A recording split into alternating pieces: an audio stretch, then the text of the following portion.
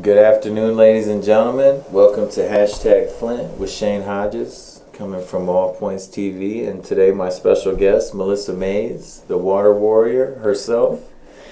And today we're just coming to you to try to help you be informed and let you know exactly what's going on in the city and what is really going on with the water issues. So thanks for joining me today. Thanks for having me. It's a pleasure.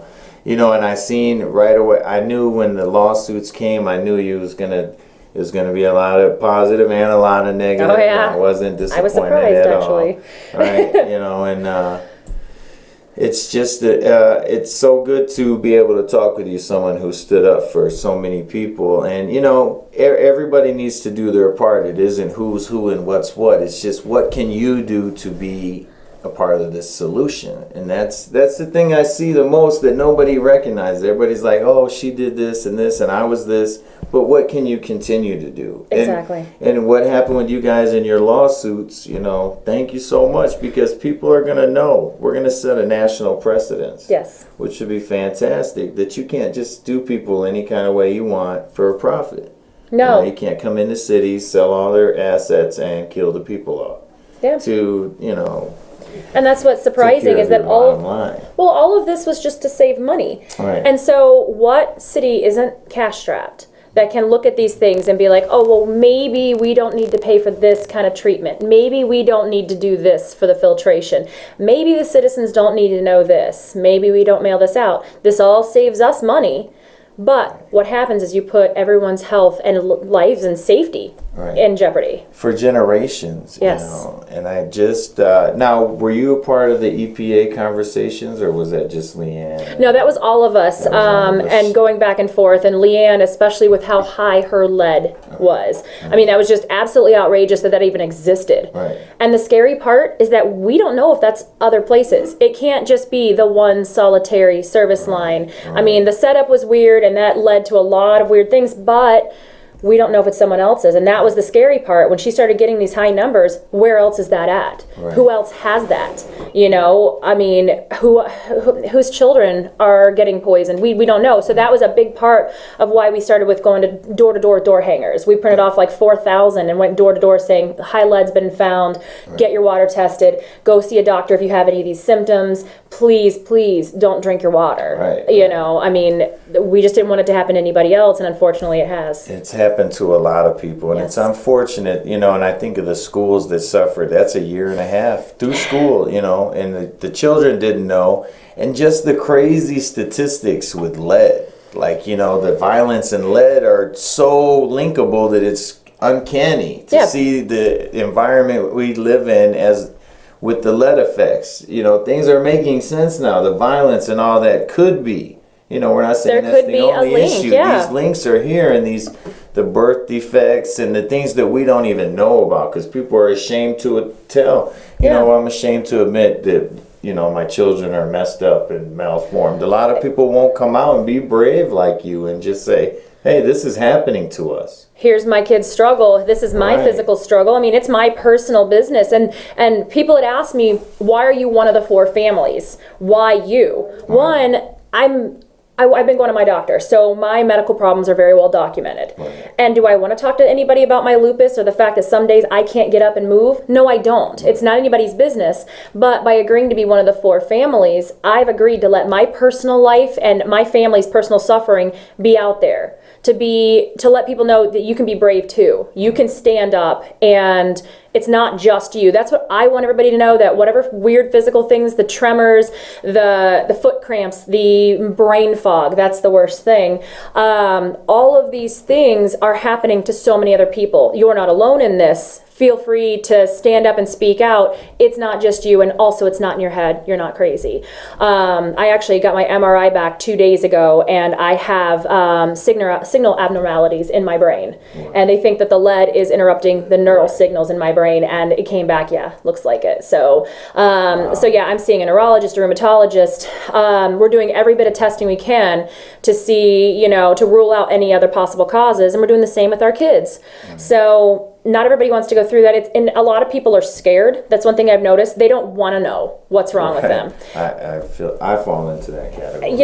And my husband's the same way. He's 40 years old. He doesn't want to know that his body's breaking down because he watches me. And I'm so driven and I'm so, like typically energetic. And I do so much. I mean, I work, I put on concerts, I manage bands, I run the water stuff. You're everywhere, right. So, and when I can't get up and move, it scares him. But my thing has always been, if you know what's wrong, then you know how to attack it and you know how to manage it. So it's better to have the answers because the fear lies in the not knowing. Right. So that's what, remember G.I. Joe used to say, knowing's half the battle. Right? Knowledge is power. Right. Exactly. And so, and that is just, it's just so rare and unusual, and I'm so happy to be a part because I just came in recently, in the middle of the summer, but just being a part of all the information and all the sharing and all the good people, everybody's good. Yeah. Everybody has good intentions in this, and that it can be turned ugly and it can be said what you want, but the truth of the matter is we are getting information that they would have never told us. No. Just think if you'd have been silent and Leanne would have been silent and just said, okay, sign that waiver, they would still be overcharging us for water that was killing us. And it would get worse. It would have never stopped. They would have said, okay, we don't need KWA water. We'll just sell it all to GM. And then you continue to drink the lake.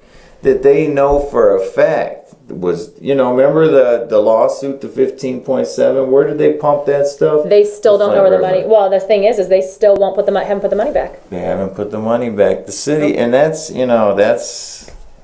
And the thing is that even with they say so many people stop paying their bills. That's what Miss Henderson says, and Jody Lundquist. We'll just discuss that a little later. Who said to our friend Megan that she drinks the water from the tap with no filter? The water is fine, and I just was blown away. I'm like, well, great. Well, that could cause brain damage. Flint, right. So I really don't want you balancing our budget if you have brain damage. How about that? Right. But and I think that's a slap in the face to all the residents. I mean, she never should have said that. Right. And like we said, there's 34,000 paying customers. Okay, so they said there's 3,000 delinquent, and they're going after 1,800. So such a small portion of people that aren't paying are such a drastic hit to the city that they're going to go after and start cutting off.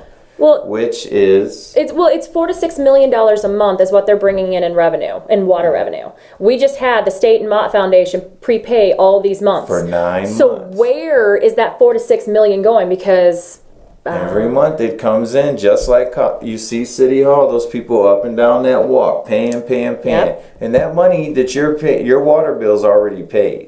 Now I can see the wiggle room with the service fees. If they want to say service fees, fine. Sure, service for getting the water, but the water is paid for. Why are you turning people off?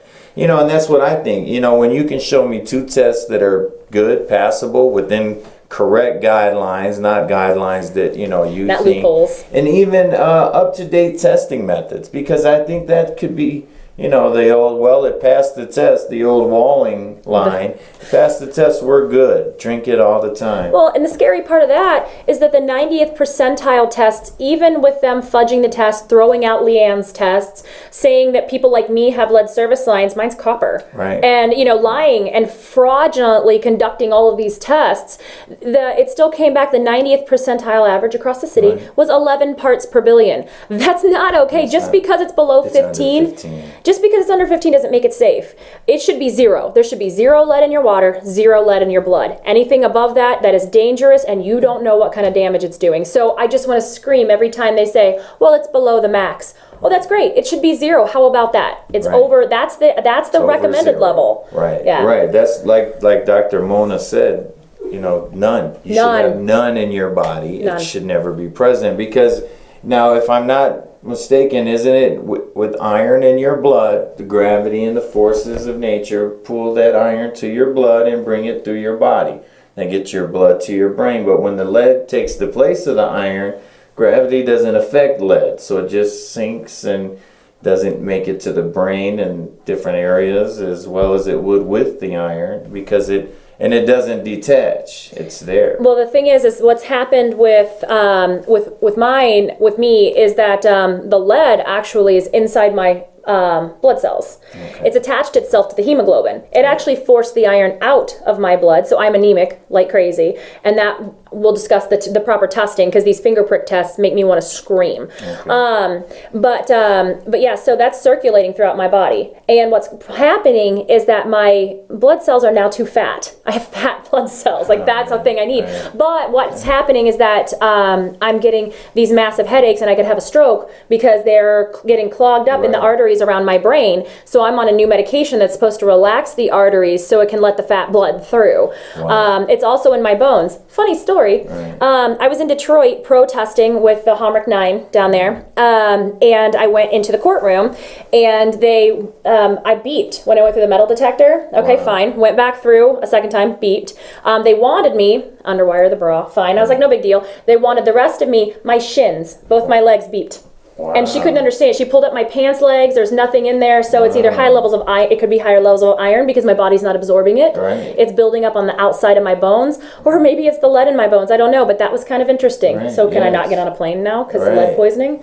So that's something new. That's the real shoe bomber. No, it's like in my shins, and she asked me if I had a prosthetic, and I don't. No. But the thing is it goes into all of your organs, brain, teeth, bones, everything. It does irreparable damage, and over time, maybe you pee some of it out, maybe you lose some of it. That's great. Maybe you can start to detox it out. What has been done, and isn't there something that I heard about 20 days and the levels showing up? Actually, it's the reason I hate the finger prick testing that the state's doing is because blood lead levels are the highest 48 hours after initial exposure, which most of us was sometime last year. Right. And then what happens after that 48 hours is the lead starts to break down in your system and go into your organs, your blood, your brain. So those little finger prick tests don't catch that. And then also, so what you need to do is first of all, the CDC, I made a video and I showed where the CDC actually said, don't use finger prick tests for long exposure. If it was something like, you maybe eat paint chips yesterday, then yes, get a finger prick test.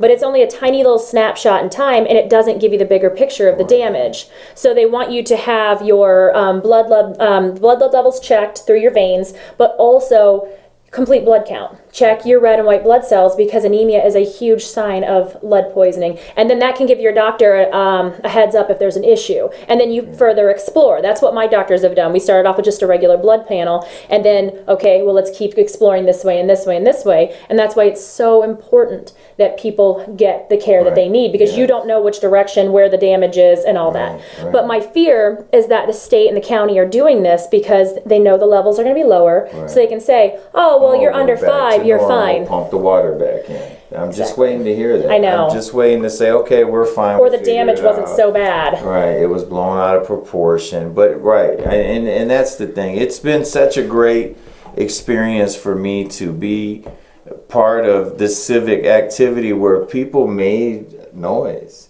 You know, we knocked off an incumbent. That was awesome. By the way, high fives. Yes, we did it. Way to go, Karen. But and just to continue to help people, because most of the time when I would talk to people in different neighborhoods campaigning, they wouldn't even know there was a problem with the water. I drink it every day. I've given it to my kids every day. And then you start hearing about the sicknesses and tapeworms and pets dying. Yeah. Imagine that. A lot of people, didn't even know. They just think, hey, my dog got kidney disease. Yeah. My dog's got cancer, because their little bodies can't handle these contaminants either. Can't handle all that. And that's extremely sad, because again, we go back to looking at GM. GM pulled off, said you're corroding our machinery. Right. What about my insides? What about my pets? What about my children? Right. What about if I'm pregnant? What about that child? It's unbelievable to me that even though that happened last October, that they still continued to lie and say it's safe. Sit on TV drinking water that we know wasn't Flint water, as we watch them cart in all those gallons of gallons of water into City Hall. I'm just appalled the fact that people trusted Brad Werfel when he said people of Flint need to relax, there's not a lead problem. The mayor saying, I'm drinking the water and it tastes great. Every day, me and all my kids. I give it to my kids. Well, that's horrible. You should stop that. If we believe that you actually had the same water the rest of us do. But the thing is that through all of this, the media blackouts, because we've been protesting, marching, going door to door since January. Since January. We organized a Detroit to Flint march to bring awareness. We did the nationwide petition with Food and Water Watch, where 26,865 people from outside of Flint. I seen where they, Sign where they that. set those signatures in the back office on the desk when I was cleaning it. Are you serious? I was surprised they wouldn't be in the garbage can, because we gave Natasha hers too. She didn't want them. She tried to take them out of my hands. Right. But that was a proud moment. But he said, Walling said right there, he was like, I have no interest of going back to Detroit. I'm like, geez, I thought you said that it wasn't your choice. Right. So bye-bye. Yeah. And now that brings us to the latest developments and everything. Yes. It's the lawsuit. So explain. There's two different ones for everybody, and there's certain families involved, and there's different plaintiffs and defendants in each suit. So could you break it down for us and just tell us a little bit? The class action lawsuit is started off with 4 families. Basically, there's mine and 3 other families that have similar yet different damages, both property-wise, emotional-wise, and physically, with children, without children, different ages, and different areas of town. So the attorneys, the teams, we have several teams, actually 3 different legal teams that are working together. 2 from, we have Detroit, Ann Arbor, working with Trishelle Young here, that wanted to show like a good representation of the class and how different it is, but yet similar. So we went with 4 families to start off. We've already filed the complaint, listing our personal, like I said, all our personal businesses now, all public business, about everything that we've been going through, and we hope the judge finds merit. And then we'll go through the certification of the class. And so people who are interested, people who have been damaged by the water, gather up your doctor's notes. Start writing down the things that have happened to you since April 25th, 2014. Weird things with your health, things that even if you don't have proof that it was the water, write it down, because then we can see if they're similar to what other people have gone through. Because each person will need to show their damages and join the class if they want to. Now, it's open to anybody. They can go sue individually. They can. December 1st, we're having a public meeting. The attorneys are coming up. It's at 6:30, and we're trying to find a place big enough to where we can open the doors to everybody. So at least they can get information on how the class action works and what the next steps are. And people who are interested in joining, by all means, please bring your photos, bring your bill, whatever you have, whatever's happened to you. We want to know, because it's wrong, and your life matters. It does, and that's the biggest thing right there. Is you hear it from outside of Flint all the time. Well, you guys are killing each other. Who cares about your water? You're poor. You don't deserve clean water if you can't pay for it. That's absolutely absurd. We're paying higher bills than most people are across the United States for tainted water. We never asked for free water. We asked for safe water we were paying for. So, and the water we got made us sick. It damaged, we've gone through 3 water heaters in 16 months. You can see it. Coffee pots rusted out. You can see it. Bathroom. Plumbing. We've had people that a couple of families had orange. Yeah, and the exploded pipes. People's pipes are corroding and bursting inside their walls. So that's damage. Damage that was caused by the highly corrosive water. So if people want to submit for damages, we're also fighting for a medical monitoring fund, which will help down the line, because unfortunately, sometimes the full effects of lead aren't seen for 5 years. And they are lifelong. So, and they are multi-generational. So my sons can pass their lead poisoning down to their kids and their kids. Imagine. So it's horrifying to think. It's generations of children. It's infuriating, and it makes me sick to my stomach. And the fact that they sat there and lied and took our money and poisoned us and forced us to pay to poison our own kids. That is not okay. So we're not in this to get rich. Nobody is. I just need medical help for my kids. And there's people that don't have insurance, and people can't afford all this bottled water still, because again, reiterate, the water's still not safe. It's not. Especially with them flushing the hydrants like they're not supposed to. It's recirculating the lead all the way through the system. Pushing it on through, and that, that brings me, December 5th, we will be having a different test come through. If anybody wants to be a part of that, just contact me or Melissa. Please. We're going to be doing something different with Wayne State. We'll let you know. Stay tuned. But once again, thank you so much, because this is what we need. We matter. If you live at my brother's keeper or if you're in the Durant, you matter. It matters. You should live and be able to live peacefully. The thing that I think about these, the Flint River, they've been dumping for years. Think about all these older people, the retirees who have, not just from the water, but just from being around GM. They're all mostly dead. All those pensions didn't get collected. You know what I mean? Most of them didn't. They all just died and gone away. And Their houses are knocked down, and there's a 50-year master plan that 5,000 people out of 100,000 agreed was the right call. You know, and you see what they're trying to do now, push that stuff forward, their master plan. Oh yeah, and oh my goodness. It's even through the master plan process, the planning process, they found out that they had no idea who had lead service lines, and they did nothing back then to address that. All of these problems were in their face. It wasn't supposed to, and that's why they covered it up, and it wasn't ever supposed to come out. If it wasn't for you ladies kicking butt, we would still, and that's the scary part.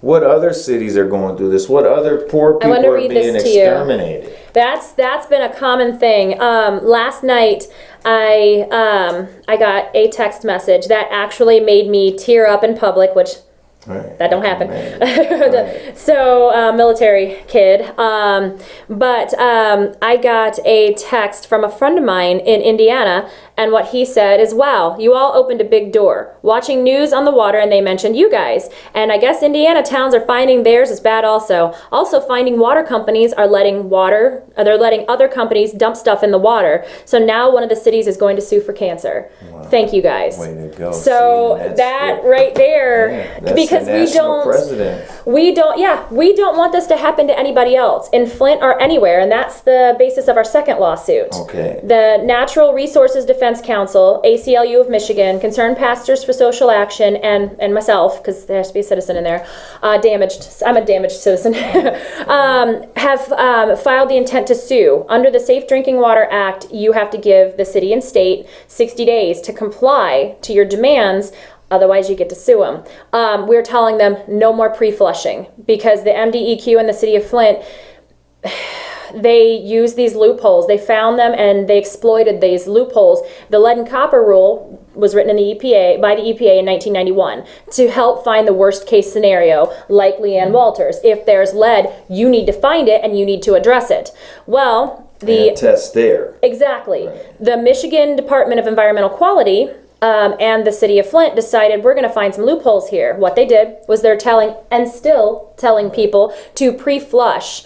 The point of testing your water is to test it as how you would normally use it. What you're supposed to do is let your water sit overnight, 6, 8, 10 hours, whatever, and then when you get up in the morning, you fill that bottle up like you'd fill a glass of water, full blast. Well, what they're telling people is to run your water for 5 minutes before you go to bed to pre-flush out the contaminants that have been sitting there, by the way. That's the point of that. And they give you smallmouth bottles. It should be 2.5 inches, but it's only 1, because what will happen is that when you start to fill the water bottle, most people will fill it slowly so they don't make a big splashy mess. Well, what that does is if there's any particulate lead or anything in there, you're not going to catch it because it's going so slowly. So they're telling people to pre-flush. They're telling them 6 to 8 hours, which puts a cap on stagnation, which if you sleep longer than that, that's not right. And then they're using the smallmouth bottles. All of these things are used to pad the numbers and lower their test results. A good example of this is Karen Weaver. We had her test her water through the city of Flint, following all of the instructions that they gave, which was the pre-flushing, doing exactly how they wanted you to. And then we also tested her water with the Virginia Tech test, which is following exact EPA protocol. The city sent her a letter back saying that you have 6 parts per billion of lead. The EPA/Virginia Tech version, 18.9. Right. Over 3 times as much, and that's a huge difference. That's under max, over max. So that is a good example as to why they do that. So if you get your water tested by the MDEQ, by the city, please don't pre-flush. Please, they're telling you to do it. Please don't. It is not. The EPA actually told them, the EPA task force told the city of Flint and MDEQ to knock it off. And they're still telling people to do so. So that brings me to the next point. I was going to ask you to tell everybody where to get tested. So what would you recommend be the best way to get their house tested? You can get the bottles from the city, but just remember, don't do the pre-flush. And make a big splashy mess. Run that sucker as fast as you can. Open it full like you would a glass of water in the morning, a jug of water in the morning. You run coffee, it. Right? Exactly. Right. Yeah, just do that and then send it in. Take it with a grain of salt because there is no trust for the MDEQ or City of Flint with their results. We have no reason to trust them. Again, our second lawsuit, the NRDC lawsuit, is telling them to knock it off, to test like you're supposed to by EPA protocol. And we're also telling them you need to start testing schools. Because when Freeman Elementary came back at 101 parts per billion, they asked, hey, why didn't you test the school sooner? And their answer was, we didn't have to. Right. That's where the most vulnerable are. Right. The lead and copper children. rule is looking for the highest risk and to protect the most vulnerable. Nursing homes, hospitals, schools. And they're not. So we are trying to force change, to tighten up those loopholes and to not allow cities, states, any kind of agencies at all to exploit the lead and copper rule. Use it for what it's there to do, which is to protect people. Lead and copper rule also tells cities that they need to be replacing 7% of all lead service lines every single year. And this has been since 1991. Right, I seen that, as well as, wasn't there, as far as the index cards, in 1992, wasn't there a process that they were supposed to do and the city just didn't do it? They were supposed to input everyone.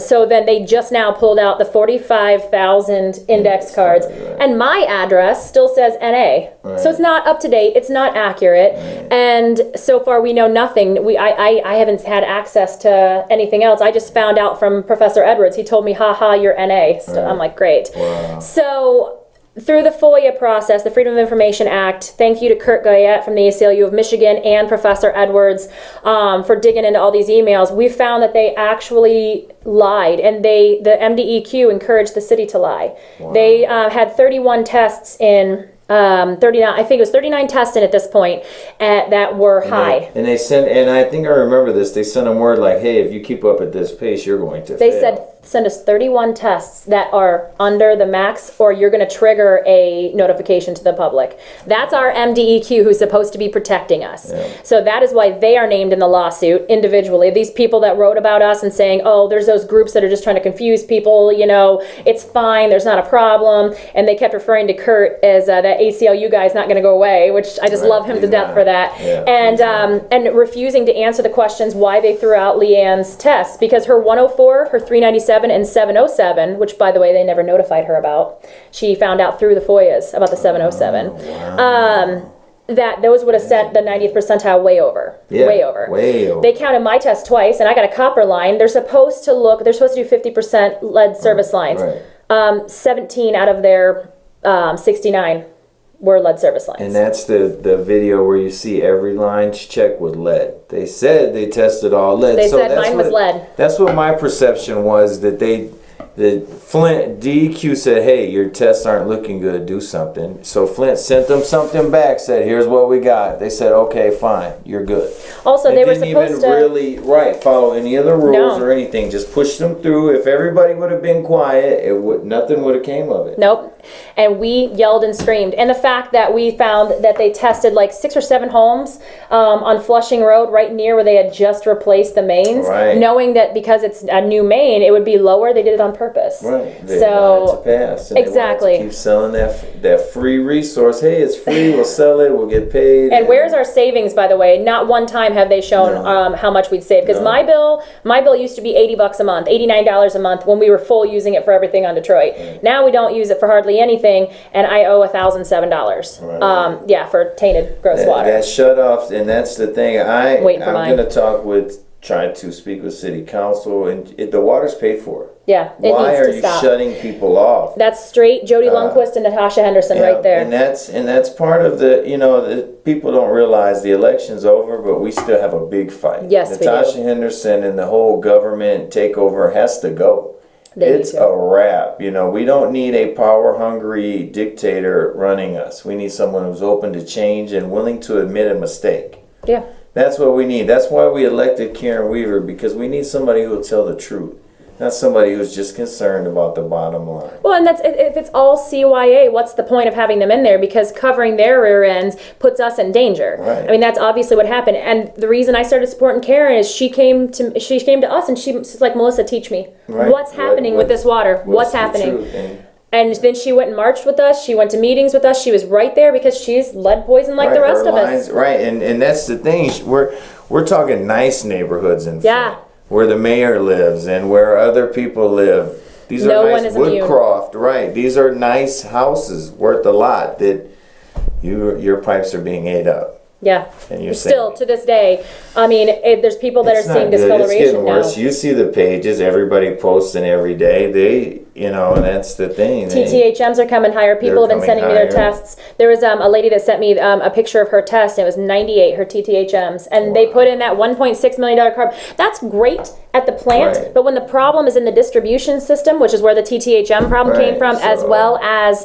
the lead problem, hey, that's where you should be putting $1.6 million. It's ridiculous. It's common sense. It's common sense. But these guys, but that's the scheme. They have their friends who own this company. Hey, I sell filters. Buy my filter. Sure, buddy. And they're spreading that money all around. I brought a company from Alabama just to make the pipes. Yeah, That's you like what that? happened, right? Oh, on top of Buick City. Now, KWA is trying to continue to keep Dane Walling as its head, just And like that they does did not the mayor work. of Burton. Yep, and that can't work. You got to follow Can't. the emergency manager. Hey, turn your words back around on you people. Right. The city administrator is here because the emergency manager wants him in and stuff. Right. So guess what? That means Walling Right. and the Burton mayor's got to go because per the emergency manager decree, that the mayor of the city of Flint sits Has on to that be the chairman. The mayor gets of to Flint elect has their to be 3 the people. chairman and get to appoint their 3. Yep. So that's That's going to be a change. and we need that because we need an insider on that. We need somebody with common sense. First of all, there's not one technical person on the KWA board. There is not one water expert. No. I, in my sleep, I've forgotten more about water than they know or care to know because they haven't even They don't looked in care. on it. Right. And I'm just like, how are you going to run a water board and make these decisions for all these people? And hello, wake up, everybody. It's not just Flint that's going to be getting the KWA. All you people in Genesee County that think you're safe, you're going to be getting this mess you too. will, and it's untreated lake water. 70 miles of untreated water, which is basically bacteria pooing on itself for 70 miles before it gets sent to the treatment plants. And then probably treated in the same aggressive way that the Flint River was treated. We see what those chemicals do to infrastructure. Right, Crumble. fluoride, Oh, and crumble. a cute little thing that happened. They decided to save money. Detroit takes from Lake Huron as well. First of all, it's a closed basin, meaning there's a cover over it to help keep pollutants out. right. And they treat it the source, like every other water system. Right. Whoever designed the KWA decided we'll save some money and make it an open basin. And the funny part for all of us, and I gotta laugh. I do have to laugh because otherwise I think I would lose it. There's a company right across Lake Huron in Canada that's getting approval to dump toxic waste right where our open basin is going to be drawing. And again, who knows what's going to happen, but there's that big question mark that is not acceptable with me. No. My water bills should No. not be paying for something that is an unproven thing and that I didn't vote for. Right. I didn't ask for, and No. I don't want. I We do don't not want it. this. No, we No. don't. So we have a lot to continue. We have to fight. We have to speak up. We have to bug them. That's how this whole We thing have broke to in the like, first we have to place. share. We have to continue to Yes. support everybody, whoever's doing whatever. If it's from step 1 with the lawsuits or down to just not paying or taking care of your own issues, you have to be a part. Yes. Everyone is going to get credit in the end when you're not killing your families or your children or hurting people. And that's the biggest thing is it's not even about credit. It's like, hey, if I have these abilities, because I work in promotions and marketing, so if I have these abilities and I know how to speak and I have connections with the media or if I have this or That's that what to it's get the all word about. out, you Networking. Right. you utilize your talents. You know something's wrong, network. you do your research and you stand up because science and doing our research and pushing have all made this change happen so far. But we're nowhere near done. No. So we need to work together as a city because you know what? Stay We're not informed. we're not victims. We're fighters. Unless you sit there and just take it and then you're allowing yourself to be a victim and allowing this whole cycle of abuse basically to continue. So that's the whole big thing is, you know what? Step up, get loud, don't put up with it. Don't take no for an answer if you know something's wrong and make a difference and a change because this isn't good. So It's not good. And we're going to take it from there. Think about it, inform yourself, stay educated, and have a great day.